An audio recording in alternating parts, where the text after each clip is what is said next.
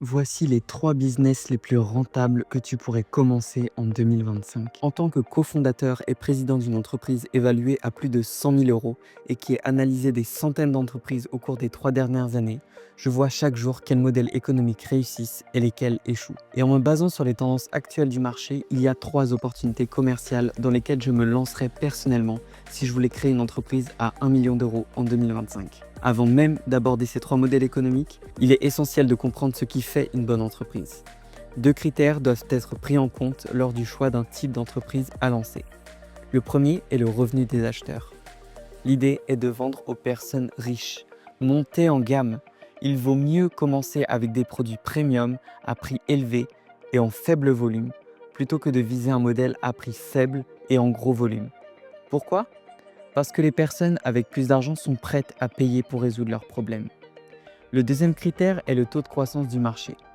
Vous pouvez facilement rechercher sur Google la vitesse à laquelle un marché évolue pour déterminer s'il est judicieux d'y rentrer en ce moment.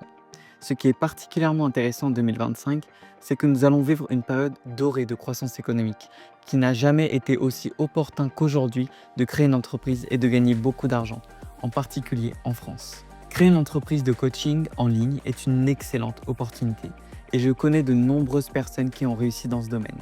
Cependant, il existe une limite à ce qu'une personne peut réellement générer, car ce type d'entreprise repose uniquement sur elle-même et sur un secteur qui ne connaît peut-être pas la croissance nécessaire. Par exemple, ce n'est probablement pas le meilleur moment pour se lancer dans l'industrie de l'impression. Le monde entier est passé au numérique. Bien sûr, il y a encore des opportunités dans l'impression et certains réussissent à en tirer profit. Mais est-ce la meilleure option stratégique aujourd'hui en 2025 ? Probablement pas. Il est possible de gagner de l'argent, mais il n'y a pas assez de potentiel de croissance et d'expansion à grande échelle. Pensez au nombre d'entreprises d'impression ou de fax qui ont disparu, simplement parce que ce n'est plus ainsi que l'on fait des affaires. Si ces entreprises avaient choisi de se lancer dans le streaming par exemple, elles auraient eu un énorme potentiel de croissance. C'est ce type de réflexion que vous devez avoir si vous souhaitez créer une entreprise capable de se développer en 2025. Étant donné l'importance du taux de croissance du marché, examinons les 3 meilleurs modèles d'entreprise en fonction de la rapidité avec laquelle leur marché se développe. Commençons par les soins pour animaux de compagnie. Ce secteur est inattendu, mais il connaît une croissance annuelle de 5%. Voici quelques chiffres. Aux États-Unis, le marché des soins pour animaux de compagnie devrait passer de 151 milliards de dollars en 2024 à 251 milliards de dollars en 2030. Si vous cherchez un point d'entrée dans ce secteur, vous devriez vous concentrer sur les services haut de gamme tels que la garde d'animaux, le toilettage ou les friandises premium pour animaux. Ce qui est intéressant dans ce domaine, c'est que vous ne cherchez pas forcément à résoudre un problème pour l'animal, mais plutôt pour son propriétaire. Bien sûr, vous pourriez créer la friandise la plus sophistiquée au monde, mais quel problème rencontre le propriétaire de l'animal? Et comment pouvez-vous associer votre service ou votre solution à ce propriétaire? Par exemple, dans mon entreprise, plusieurs collaborateurs doivent voyager régulièrement, et certains d'entre eux dépensent des sommes astronomiques pour envoyer leur chien bien-aimé dans un hôtel pour animaux. Ces hôtels offrent une multitude de services supplémentaires. Des moyens de surveiller et de communiquer avec l'animal à distance, des options de confort pour l'animal. En réalité, cela répond à un problème émotionnel majeur, la culpabilité ressentie par le propriétaire qui ne peut pas être avec son animal toute la journée. Si je devais me lancer dans ce marché, c'est exactement sur ce créneau que je me positionnerais. Je ciblerais des solutions premium pour les entrepreneurs occupés, les parents débordés, tous ceux qui ne peuvent pas passer du temps avec leur animal mais qui ressentent une immense culpabilité à ce sujet. Et cette culpabilité les poussera à investir davantage pour s'assurer que leur compagnon à quatre pattes est bien pris en charge tout au long de la journée. D'ailleurs, certaines des innovations les plus folles pour animaux ont vu le jour au cours de ces dernières décennies. Des baumes pour les truffes, des soins spa avec des concombres sur les yeux des chiens. Il y a énormément d'argent à gagner, d'autant plus que l'urbanisation en France continue de progresser. Les gens vivent dans des logements de plus en plus petits et ils sont de plus en plus occupés et ont donc moins de temps pour leurs animaux. Mais ils veulent s'assurer que leur animal est choyé et qu'ils n'ont plus à culpabiliser. La deuxième opportunité commerciale la plus forte pour 2025 se trouve dans le domaine de la santé et du bien-être. Ce secteur est une véritable mine d'or pour les nouvelles entreprises. Avec un taux de croissance annuel composé prévu de 8,6% par an. Je sais que c'est vrai car l'un de nos principaux investissements dans notre société de capital risque est justement dans ce domaine. Nous avons fait un petit investissement il y a 3 ans dans une entreprise qui générait 2 millions de dollars et cette année, cette même entreprise a réalisé plus de 100 millions de dollars. Pourquoi ? Parce que les gens se préoccupent de leur santé. La longévité n'est pas qu'une tendance passagère, c'est devenu une priorité, en particulier dans un monde post-pandémique où beaucoup ont ressenti un échec du système de santé. Les consommateurs veulent plus d'informations, plus de données sur eux-mêmes et plus d'options pour réellement comprendre leur santé et avoir le contrôle sur leur bien-être futur, au lieu de dépendre d'un système médical traditionnel qui a montré ses limites pendant la pandémie. Si vous êtes passionné par la santé et le bien-être, vous n'avez plus besoin d'un diplôme médical comme barrière d'entrée pour créer votre entreprise. Aujourd'hui, l'accès aux informations en temps réel est possible, même celles que les médecins utilisent. Un médecin ayant obtenu son diplôme il y a 20 ans doit s'adapter aux évolutions de la médecine, et la plupart ne se tiennent même pas à jour. C'est pourquoi le marché de la santé et du bien-être n'a jamais connu autant d'opportunités qu'il en aura à partir de 2025. Maintenant, si vous avez un diplôme, ne vous inquiétez pas, il y a encore d'énormes opportunités pour vous. L'économie mondiale du bien-être était évaluée à 5,6 trillions de dollars en 2022 et devrait atteindre 8,5 trillions de dollars d'ici 2027. Qu'est-ce que ça signifie pour vous? Que les gens continueront d'investir massivement dans leur santé.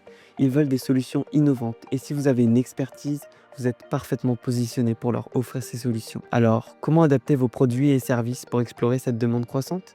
Il faut s'orienter vers les spas médicaux, MedSpa, la télémédecine et les traitements de bien-être et les centres de soins haut de gamme.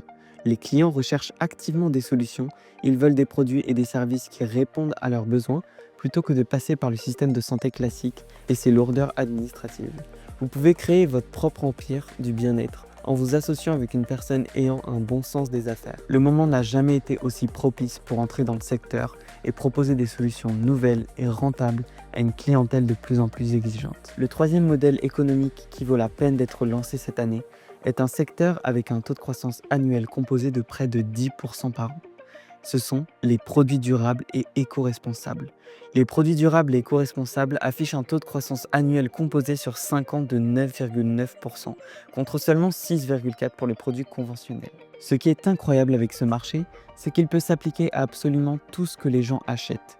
La barrière à l'entrée est donc extrêmement basse, car ce concept peut concerner les cosmétiques, les soins pour la peau, la mode avec les vêtements, les chaussures ou les accessoires, les produits ménagers et les compléments pour animaux. L'idée de produits durables peut être abordée sous des angles très variés, car il existe une infinité de produits fabriqués de manière non durable. 2025 est le moment idéal pour prendre part à cette transition qui a commencé il y a une vingtaine d'années et qui pousse aujourd'hui vers un mode de vie plus respectueux de l'environnement.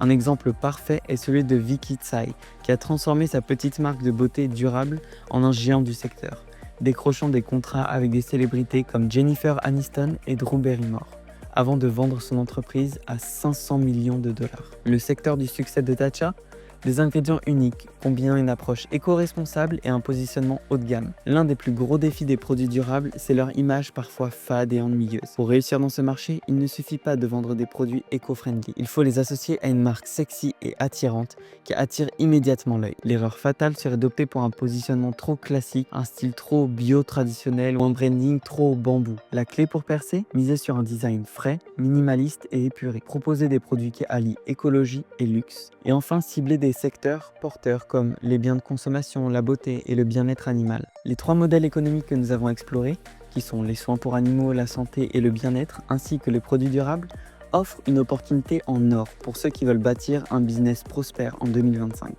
Ils ont tous un point commun. Ils s'inscrivent dans des marchés en forte croissance, avec une demande toujours plus forte et des consommateurs prêts à payer pour des solutions innovantes et premium. Le succès ne dépend pas seulement de l'idée, mais de votre exécution. Le bon business model, allié à une vision stratégique et une exécution rigoureuse, peut transformer une simple opportunité en une entreprise à 7 chiffres. Si vous voulez réussir, ne vous contentez pas d'observer les tendances. Agissez dès maintenant.